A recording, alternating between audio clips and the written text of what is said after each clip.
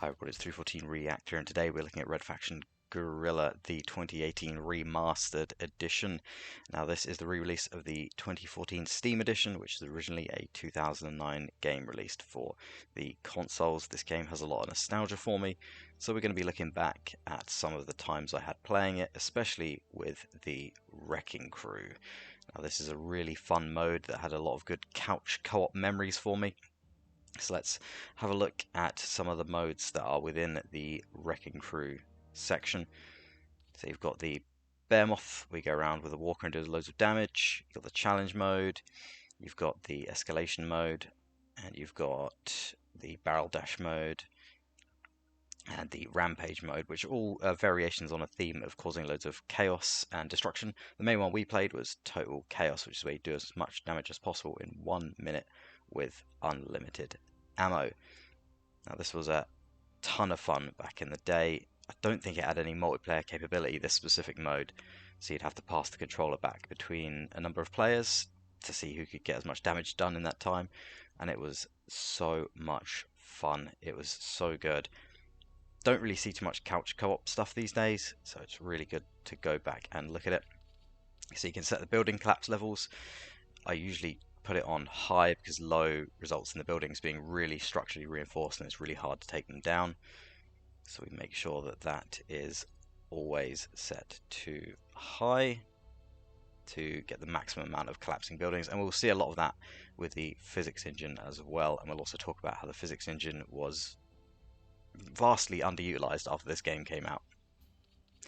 We'll also put things on random, so we've got the random backpack and the random weapon. That means we can select them when we land in the game.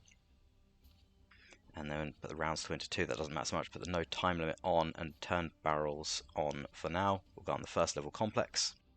And we'll take a look through the jetpacks. So you've got thrust there, which fires you up in the air. Jetpack is fairly self-explanatory. Rhino will shift you through walls really fast and smash through them. Tremor will cause an earthquake around you that will topple buildings. So we'll set it to the jetpack for now, and then you've got a number of melee weapons here. They're all pretty much basically the same thing. I don't know why there's so many of them. They all pretty much do the same thing. All the sledgehammers and grinders and stuff. So we'll have a look at the grinder axe, and we'll see what damage that does. You can see here the physics engine already as we're hitting the building. So it knocks chunks out of the building. The building is also fully functional as well. You can go inside it, go upstairs, even go up ladders, stuff like that. And the building will eventually collapse around you with a really fantastic physics system that was incredible for the time. I mean, this is 2009 on the Xbox and the PS3, I believe. So you can see there the whole chunk of the building has just fallen down. So that's a quick demo of what the basics are like. So let's go with thrust and the nano rifle on another map now.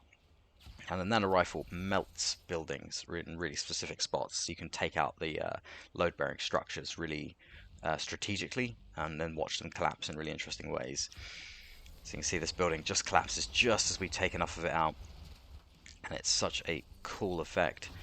There goes a barrel there that damaged me a little bit. Those barrels, when they're on, will help in the destruction of buildings, especially if you're using less powerful weapons. So we're going to try and get this thing to collapse towards me here. You can see it's just fallen down and it's still kind of standing, wobbling a little bit, and then we can sort of collapse it a bit further. Sometimes these buildings will still be standing and it's not entirely obvious how on earth they're still standing, like this one here. I think that's due to probably lower floating point precision physics, which result in a lot of weird things happening, like buildings still standing or things flying away into the distance like crazy. And they can do cool stunts like this, like run through the gap here, and there you go. So awesome. And it took out the bit of the building behind me there. So the physics engine in this is just so incredible, and I don't know why it wasn't used in the next game, or why this sort of thing hasn't been expanded upon into cities in games, because with modern processing power and RAM you could probably do that. You see here another building where you can take out the main structures of it and then just watch it collapse. And just the dust and wreckage left over. And here we go up some stairs. So we've got the thrust here, which will boost you up, and it will also boost you down as well, but I'm never sure actually how to boost downwards, so I'm trying here a number of times to boost downwards. I'm not quite sure what the button combination is, but I managed it here, and then you can see it just shoves you through any building that you're standing on top of. and just collapses it from the inside, which is so awesome to see. And then you can just shoot out the rest of it with the nano rifle there, and then eventually the whole thing will collapse. Excellent. Alright, so let's go on to another map here, Expansion, which is part of the DLC, which came out in 2014, I believe, and was also included in the remastered. So we've got barrels off, and we're going to go nano rifle with tremor. Now the interesting about this one is that you can really strategically take out all of the load-bearing structures here with the nano rifle, and just see how much you can take out, kind of like a game of Jenga before the whole thing collapses. So you can see here we're taking the majority of the middle part out here. There's only a couple of little bits left holding it, and then the whole thing just collapses in. And obviously when you put building collapsing to low, that changes that a little bit, and it can be a bit more difficult to collapse it, which can make it a bit more interesting, especially when you're competing with others on the couch with the 1 minute time limits. So you have to be really strategic with your timing and where you're placing the nano rifle shots. Now these structures are, I found, immune to remote charge explosives and also immune to the tremor, which is interesting. So let's take a look at the characters here. So there's so many characters you can select from, which is quite important for couch co-op. You can go all the way from the main character all the way to the enemy characters, and some other random characters there as well. The main one that we had back in the day was the old Coot, which is an old guy with a funny hat on, and it gave us lots of laughs back in the day. So we're going to play as him from now on. Let's go on Abandoned and keep that building collapse on high. No time limit is off there. So we've only got a minute to do a lot of destruction here with remote charges and the Rhino backpack. So you can see here how you have to get your placement of the explosives just right to cause as much damage as possible. And I believe you can lay about 12 of these in one go, and then blow them all up at once. So again, you have to get your placement right, get your timing right, and the more destruction, the higher the score. There you can see the score going up in the corner.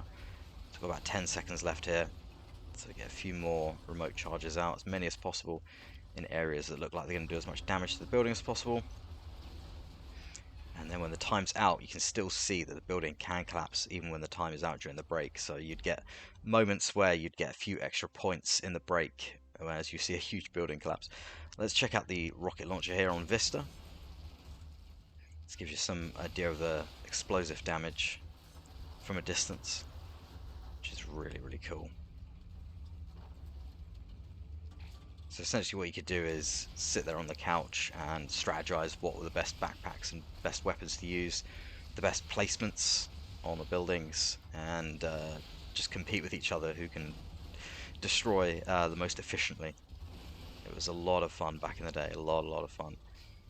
And I have a memory of the sky looking like the sky does there in 2009's summer, although that may just be a nostalgic memory. And my brain thinking back to this game too much and making it think like it looked like Mars back in 2009.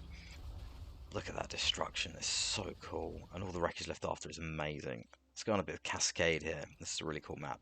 Some remote charges. So as we can see, you can climb up ladders here like Metal Gear Solid 3, and look around at the top, and we've got the jetpack on. So what we're going to do is going to jump down here, and what I noticed is while playing, something blew up down here, and I have absolutely no idea how that happened. I think that's just some of the random physics, which is quite funny. What we're going to do is slam a whole bunch of remote charges down here on all the main structures. I'm going to climb up to the top, detonate them, and then jump off and jetpack off and watch the whole thing collapse, which is so cool. Another little explosion there. Again, not even sure how that other one exploded. I think it's just the low precision of the physics. Random things can happen, like I say. And I go to the middle here and I try and jetpack, but I pressed the wrong button and blew the remote charges. So I go over to try and climb up what's remaining of this, but you can see the ladders just collapsed outwards and clipped through some parts of it there, and no idea how this is still standing on just that one rebar, which is quite funny. So we blow that up, collapse it in. Absolutely amazing. It's been a while since I've seen this run on Xbox 360, so I can't remember how it ran, but I think there probably was quite a bit of FPS drops. because there's just so much going on here with all the physics and graphics. Absolutely incredible for the time. Let's go over to a bit of repercussion here. No time limit off, tremor and thermobaric rocket, and just see the amount of destruction we can do. This is a really interesting one because if you collapse certain towers in the right way, they can cause more damage.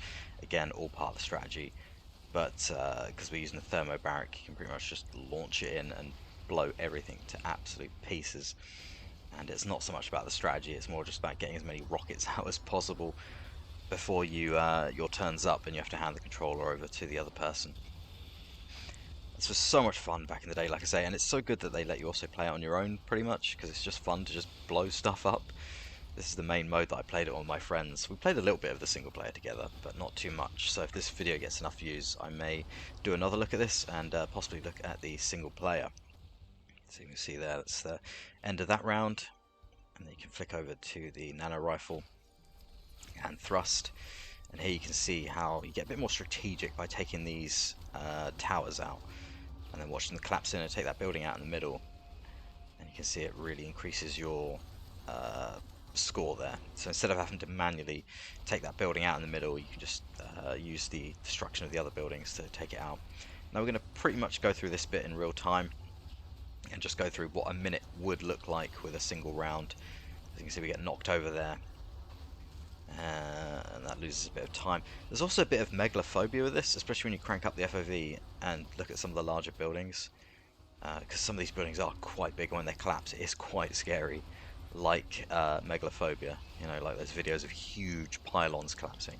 So it's really cool in that way as well, and you can use thrust to get out of dangerous situations there, and you can still get stuck sometimes, which is frustrating.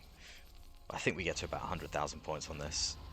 Look at that, I'm still getting points even during the break again. 103, 104. That is awesome. Let's go over to a bit of Vista. Got the jetpack, and now we're going to check out the singularity bombs, which are one of the super weapons. We mainly use thermobarics, remote charges, nano rifle, and the singularity bombs, because these are the most fun. So you can kind of see it cause a lot of destruction from the inside there. Now I'm going to see what it looks like on a smaller building. So it kind of creates like a gravitational like explosion. So it flies bits everywhere. It's so cool. And that was just one. So what you can do is strategically plant 2, 3, or 4, depending on how much risk you want to take, before your character gets sucked into the explosion. And you can just watch them all go off at once. And that should collapse the building. You see it literally tearing past the building. And again, amazing use of the physics engine. Absolutely incredible. This isn't too much of a technical deep dive into this, so I'm not sure what physics engine this uses, but it was absolutely amazing. You can plant loads in one spot and just watch them all explode in one go, which just causes absolute insane amount of chaos. Let's go back to Cascade and use the singularity bombs here. You see how this affects these huge towers. Look at that, just swings it up, and it swings into that other like chimney there and just completely collapses it. So incredible. You see little electrical explosions and everything. Let's do the multiple plant and then get taken out. Run. Oh, it's so good. You still see them exploding there. There's a lot of fun with this back in there. I accidentally planted one there and blew myself up. And what we can do is have a look at Imperial, which I thought would be really good with the Singularity Bomb. As you can see, there's lots and lots of skinny structures here. But it didn't work out quite how I thought. So I plant one there, and then wait for it to go. Jump off. You see it takes the majority of the middle of the building out, but the main frame of the building is sort of still standing. I was hoping it would fly all that around. So again, sometimes things don't always work out how you think on this game.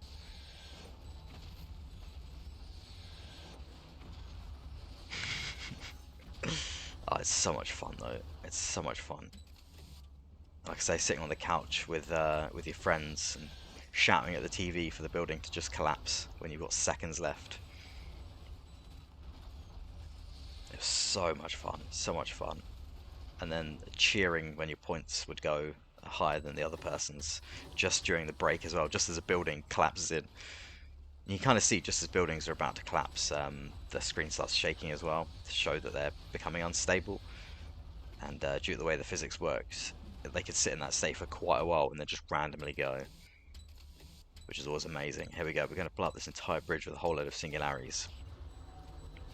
Look at that. Look at the chaos of that. Just don't know why this sort of physics engine wasn't used more. So let's go to Frost. Thermobarracks again. This is quite a large map. I'm not sure if these DLC maps ever got released for the 360 and PS3, because I think the DLC maps are larger and have more stuff on them. I don't know if there was enough RAM or processing power on those old consoles to handle that. You can see there's some stuff really far in the distance there that we're going to blow up.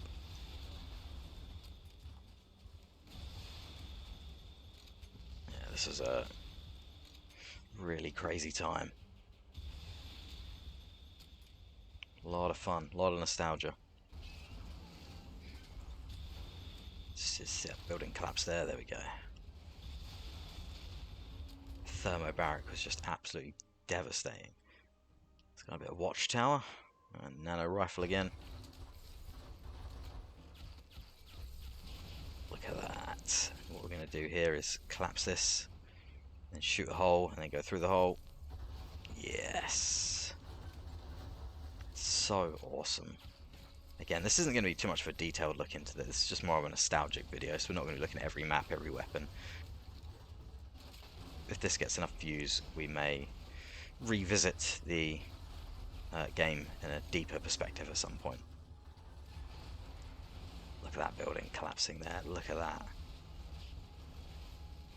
And the barrels causing that extra bit of destruction there. Look at it go.